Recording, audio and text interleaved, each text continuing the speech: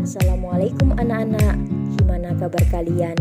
Bu Wardah berharap kalian sehat selalu dan bisa beraktivitas dengan lancar.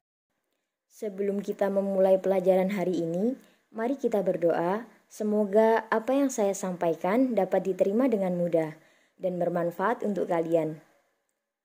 Berdoa mulai.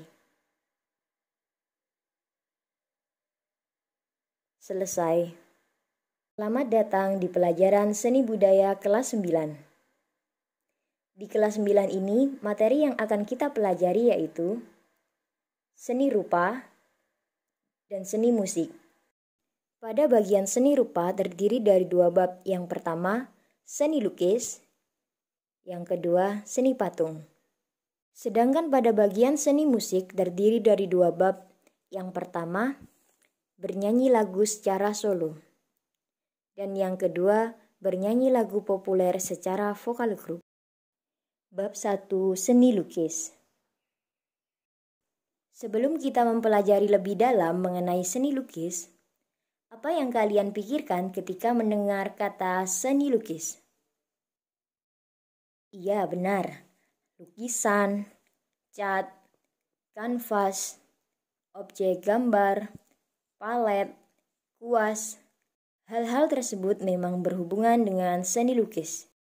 Tujuan pembelajaran pada hari ini kalian diharapkan mampu. Yang pertama, menjelaskan pengertian seni lukis. Yang kedua, mengidentifikasi berbagai tema dalam berkarya seni lukis. Dan yang ketiga, mengidentifikasi karya seni menurut alirannya. Seni lukis menurut Sudarso SB, melukis adalah kegiatan mengolah medium dua dimensi ataupun permukaan datar dari objek tiga dimensi untuk mendapatkan kesan tertentu dengan melibatkan ekspresi, emosi, dan gagasan pencipta secara penuh. Sedangkan secara umum, seni lukis adalah sebuah pengembangan dari menggambar yang memiliki keunikan atau ciri khas tersendiri, didasarkan pada tema, corak atau gaya, teknik atau bahan, dan bentuk karya seni tersebut. Setelah kalian mengetahui apa itu seni lukis, yang harus kalian ketahui selanjutnya adalah tema lukisan. Jika kalian amati objek gambar pada beberapa lukisan, tentu memiliki objek gambar yang berbeda-beda. Itu karena setiap pelukis akan memulai kegiatan melukisnya berangkat dari sebuah tema yang ia pilih. Tentunya tema yang menarik, bukan? Misalnya, potret diri, aktivitas sehari-hari, dan lain-lain. Perlu kalian ketahui, dalam seni lukis ada beberapa tema. Yang pertama, hubungan antara manusia dengan dirinya. Yang kedua, hubungan antara manusia dengan manusia lain. Yang ketiga, hubungan antara manusia dengan alam.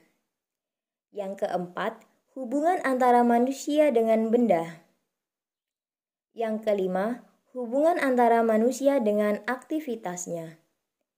Dan yang keenam, hubungan antara manusia dengan hayalannya. Tema yang pertama adalah hubungan antara manusia dengan dirinya. Tema ini diungkapkan dengan potret diri sendiri sebagai objek lukisannya.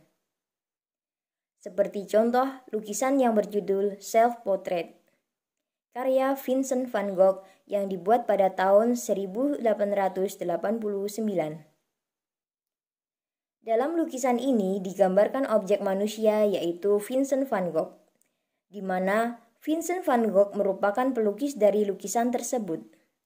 Maka, lukisan tersebut termasuk dalam tema hubungan antara manusia dengan dirinya.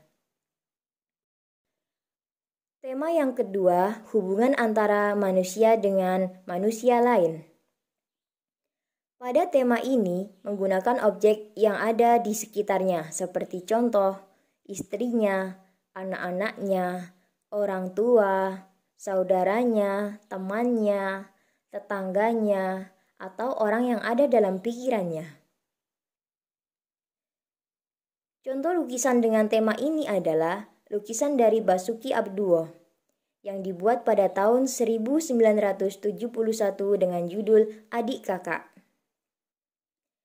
Jika dilihat dari judul dan objek gambarnya, Basuki Abduo melukiskan potret seorang adik yang sedang digendong kakaknya. Maka, lukisan tersebut termasuk dalam tema hubungan antara manusia dengan manusia lain. Tema yang ketiga, hubungan antara manusia dengan alam.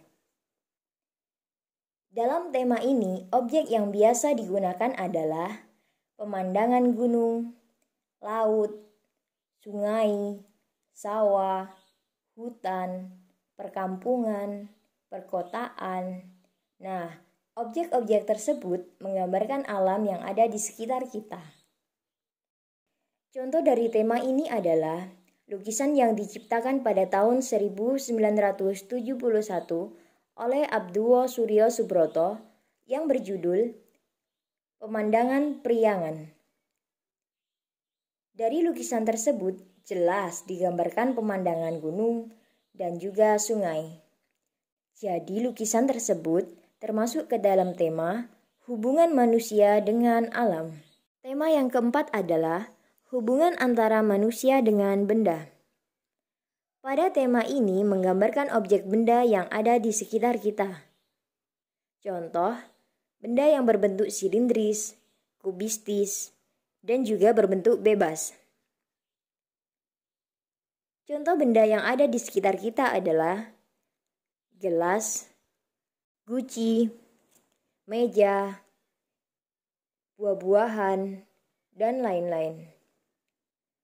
Pada tema ini dicontohkan lukisan Vincent van Gogh yang berjudul Sebatang Pipa dan Kendi. Lukisan yang dibuat pada tahun 1884 ini digambarkan dengan objek gambar berbentuk silindris seperti kendi, toples, dan juga pipa. Jadi, lukisan ini termasuk dalam tema hubungan manusia dengan benda. Tema yang kelima adalah hubungan antara manusia dengan aktivitasnya. Tema ini menggambarkan manusia dengan aktivitasnya seperti menari, membajak sawah, berburu, jual beli di pasar, mengembala ternak, dan aktivitas lainnya. Contoh tema ini digambarkan pada lukisan Jean-François Millet yang dibuat pada tahun 1857.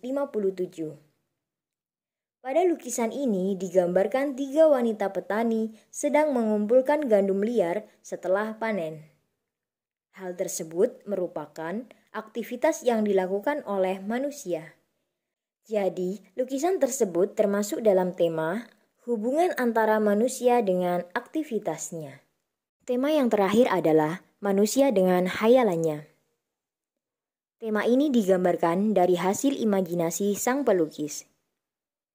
Contoh dari penggambaran tema ini adalah lukisan Salvador Dali yang berjudul The Persistence of Memory yang diciptakan pada tahun 1931. Jika kalian perhatikan, objek yang digambar adalah jam saku yang melebur, bukit, gurun, semut, dan juga ranting. Tentu, jika dilihat, objek yang digambarkan pada lukisan ini tidak memiliki keterkaitan. Karena objek ini lahir dari imajinasi sang pelukis itu sendiri. Maka, lukisan The Persistence of Memory ini termasuk dalam tema hubungan manusia dengan hayalannya. Selanjutnya, kita akan memahami tentang aliran seni lukis. Di penjelasan sebelumnya, kalian sudah melihat beberapa contoh lukisan yang dikelompokkan pada tema-tema tertentu. Aliran seni lukis menurut kelompoknya dibagi menjadi 3 macam. Yang pertama, kelompok representatif. Yang kedua, kelompok deformatif. Yang ketiga, kelompok non-representatif. Representatif adalah perwujudan gaya seni rupa yang menggunakan keadaan nyata pada kehidupan masyarakat dan gaya alam. Contoh lukisan pada kelompok ini adalah lukisan karya Abduwo Suryo Subroto yang berjudul Pemandangan Priangan. Pada lukisan ini, objek yang ditampilkan adalah pemandangan alam. Tentu, pemandangan merupakan keadaan nyata yang ada di alam. Jadi, lukisan ini termasuk pada kelompok representatif. Contoh yang kedua, lukisan kelompok ini adalah lukisan karya Vincent van Gogh yang berjudul Sebatang Pipa dan Kendi. Objek yang ditampilkan pada lukisan ini merupakan benda nyata yang ada di sekitar kita. Jadi, lukisan ini termasuk pada kelompok representatif. Contoh berikutnya pada kelompok ini adalah lukisan karya Basuki Abduwo yang berjudul Adik Kakak. Objek pada lukisan ini jelas digambarkan dengan objek manusia, di mana manusia merupakan objek nyata yang ada di alam. Jadi, lukisan ini termasuk pada kelompok representatif. Dari ketiga contoh lukisan ini, kalian telah memahami kelompok aliran lukisan representatif.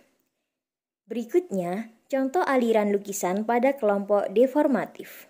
Deformatif adalah perubahan bentuk dari aslinya menjadi bentuk baru, namun tidak meninggalkan bentuk dasar aslinya.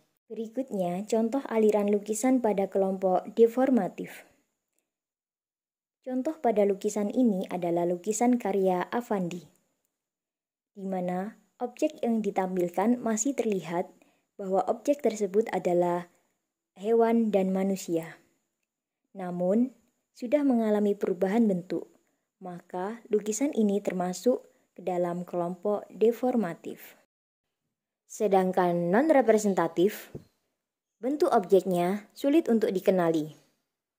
Bentuk dasar dari gaya ini sudah meninggalkan bentuk aslinya. Biasanya berupa susunan dari garis, bentuk, bidang, dan warna yang terbebas dari bentuk yang ada di alam. Gaya ini menonjolkan bidang yang diisi oleh warna dan dipilah dengan garis-garis tegas. Contoh pada kelompok ini seperti lukisan berikut. Jika diperhatikan, lukisan ini tidak terlihat objek nyata. Namun, hanya nampak goresan-goresan warna dan garis-garis. Maka, lukisan ini termasuk ke dalam lukisan kelompok non-representatif. Nah, sampai di sini materi hari ini. Semoga dapat dipahami dengan mudah dan bermanfaat untuk kalian. Silahkan mengerjakan uji kompetensi 1 yang sudah ditayangkan. Jawaban ditulis dalam bentuk Microsoft Word dengan nama file, kelas, spasi, nomor absen, spasi, nama, spasi, SBD1. Sekian dari Bu Wardah, semoga kalian sehat selalu. Saya akhiri. Assalamualaikum warahmatullahi wabarakatuh.